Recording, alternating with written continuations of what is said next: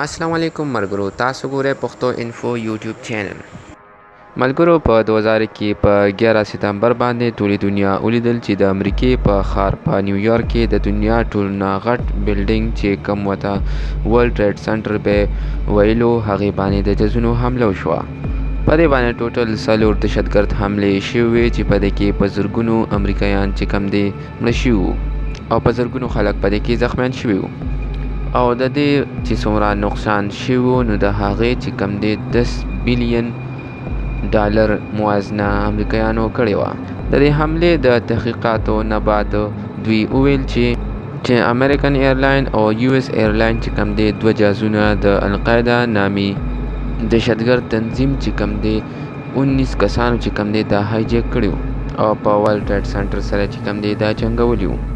د دې په وجه چې دا عمارتونه د اور سره مخ شو او تباه شو. د دې دوران چې کوم د دریم جهاز هم حمله وکړه چې هغه د پینټاګان په بلډینګ باندې ورغی.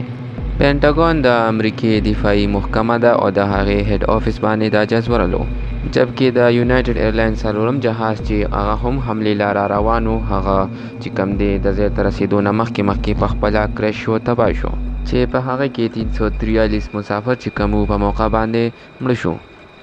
CIA او FBI د دې ټولې واقعې ذمه داري د دهشتګرد نامي تنظیم چې کم دی القاعده په هغې باندې واچوله، کم چې په افغانستان کې موجود و، او د دې ټوله ذمواري او وجه په اسامه بن لادن باندې واچوله.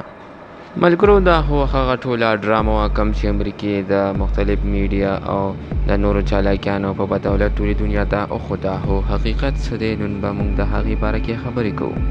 ډیر خلک دا وایي چې دا حمله چې کوم ده دوی په خپله کړې وه، ځکه چې د موجوده چې کوم په دغه وخت کې د امریکې صدر و بوش چې هغه ته د اسلامي ملکونو باندې د حملې بهانه ملو شي. ملګرو، په تاسو کې به ډېرو کمو خلکو ته دا خبره پته وي چې په اسامه بن لادن باندې د ورلډ ټریډ سنټر د حملې نه علاوه په 1998 کې په یو اس امبیسي باندې د بم غورځولو الزامونه هم وو، چې په تنزانیا او کینیا کې موجود د امریکې امبیسي وه او د هغې الزام یې ټول په اسامه بن لادن باندې ولګو او هغه د دنیا ټول نه غټ دهشتګرد چې کم دی دنیا ته ظاهر کړو.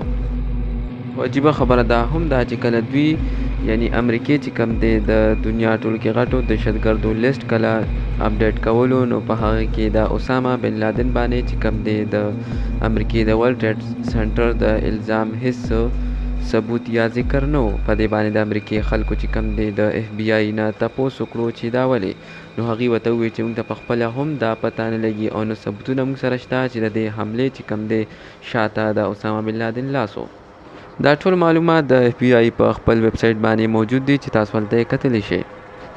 د دې نه علاوه د هغې کنسټرکشن کمپنۍ مشر چا چې کم دی ورلډ ټریډ سنټر جوړ کړی و، فرانک ای ډي مارټین، دا وایي چې دا بلډینګان موږ داسې جوړ کړي وو مضبوط چې په دې سره چې کم دی کم یو جهاز هم وجنګېږي یا کریش شي پکې، نو دې ته هېڅ قسمه نقصان نه رسېږي.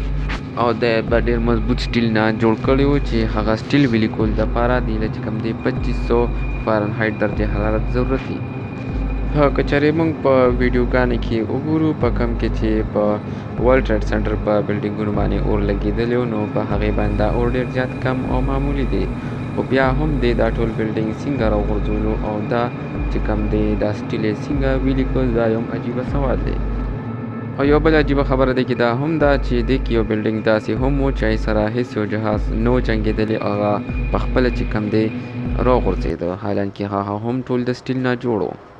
او د دې د غورځېدو انداز داسې و چې دا پوره په پلین سره غورځېدلی کیدی شي، ځکه چې کله چې انجینیرز پخواني یا ناکاره بلډینګونه غورځوي نو په داسې طریقې غورځوي چې لاندې ورته بم کیدي او هغه په سیف طریقې سره لاندې کینی. دا بلډینګ هم څه داسې طریقې سره غورځېدلی و. عجیبه خبره ملګرو دا هم ده چې د ورلډ ټریډ سنټر 2 بلډینګونه یعنی نورث ټاور او ساوث ټاور چې کم دی دا د اور لګېدو نه 1 او 2 غنټې بعد چې کم دی را پرېوتل، جبکې په 1991 کې مریډین پلازا چې هغه د دې نه ډېر کمزورې طریقې سره جوړه شوې وه، په هغې باندې چې کله اور ولګېده په دې بلډینګ باندې 19 غنټې اور لګېدلی و، خو بیا هم دا را پرېنوته. دا هم یو عجیبه سوال دی چې یو کمزورې او د ورلډ ټریډ سنټر نه ډېر په کم مقدار په مټیریل او مضبوطیت سره دا بلډینګ ولاړ او 19 غنټې بعد هم دا د اور د وجې را پرې نه وته. خو والټر سنټر چې مضبوط جوړ شوی و نو هغه صرف په 1 او 2 غنټو کې مکمل را پرېوته او تباه شو. او بله خبره دا ده ملګرو چې د دې په بنیاد کې او د دې په سټرکچر کې داسې سټیل لګېدل چې موږ تاسو ته مخکې هم وویل چې د دې د پیګلاول دپاره 2500 فارنهایټ چې کوم دی درجه حرارت ضرورت وي او دا اور دومره تیز نو چې هغه یې پیګلو کړي وو. که چېرې موږ دا بلډینګان راغورځول په خپله نو دې دپاره به موږ چې کوم دی بم دې ته ایښودو او هغې بم ته C4 بم وایي چې هغه 3000 فارنهایټ چې کوم دی درجه حرارت جوړوي او د هغې د وجې بلډینګ مکمل کینی.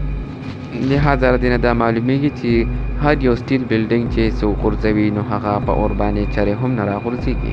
نو بیا صرف د اور د وجې بلډینګ داسې نیغ په نیغه څنګه غورځېږي. د دې نه دا معلومیږي چې په دې بلډینګ په ویښونو کې دوی بمونه ایښودي یا C4 چې کوم دی داسې څه مواد دوی ایښودي د دې د راغورځولو دپاره. حالانکې بله خبره دا هم ده چې جزونه د دې صرف په برني حصو سره جنګېدلي وو. نو بیا په دې لاندې حصو کې اور د کمه رالو او ولې ټول بلډینګ باندې اور ولګېد او دا را پرېوته.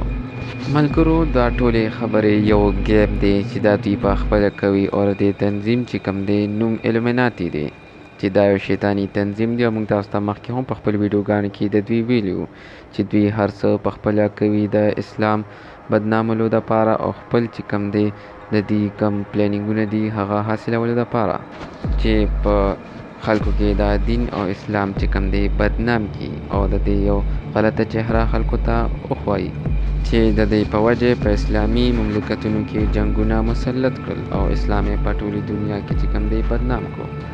یو بل عجیبه خبر د دوی دا هم دا چې ایلومیناتي کله هم څه کار کوي نو دوی خپل هغه میشن او هغه کارونه چې کوم دی په یو کارټون فری میسن نومې چې دی یا داسې نورو فلمونو کې په کوډ ورډینګ کې د دې پیشنګویي کوي چې هغې ته پریډکټیو پروګرامینګ وایي.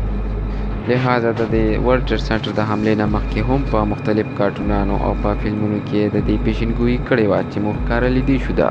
څنګه چې په 1993 کې په یو فلم کې سوپر ماریو فلم کې ورلډ ټریډ سنټر یې همداسې غورځېدو حالت کې ښودلی و. د هغې نه علاوه په 1995 کې یو بل کارټون په هغې کې یو سړی دا چغې وایي چې دهشتګردو حمله شوې ده تاسو منډې کې او دا 2 بلډینګونه په هغې کې راغورځېږي. او عجیبه خبره دا هم ده چې په دې کارټون کې چې کله دا بلډینګونه غورځېږي نو دماکه د دې په ویښ کې وشي.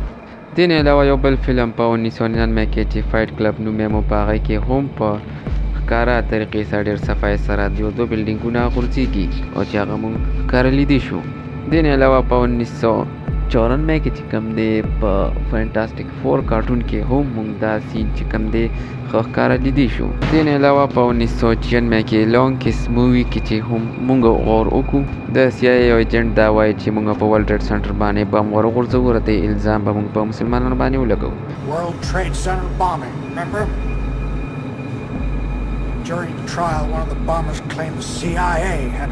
دې نه علاوه د ټرمینیټر او داسې نور ډېر فلمونو کې هم دوی دا ښودلي وو چې ورلډ ټریډ سنټر به موږ راغورځوو چې د هغې نه دا معلومیږي چې دا ټول هر څه یو فري پلانینګ و. ملګرو نننی زموږ دا معلوماتي ویډیو اختتام ته رسیږي. که ستاسو په ذهن کې داسې څه سوال یا داسې د دې مطابق څه معلومات وي نو تاسو موږ ته په کمنټ باکس کې ویلی شئ. والسلام. که تاسو نور داسې زموږ معلوماتي ویډیوز کتل غواړئ نو هغې دپاره زموږ چینل سبسکرایب کړئ او د بیل آیکن دبو کې چې زموږ د هرې ویډیو تاسو ته نوټیفیکیشن درځي. والسلام.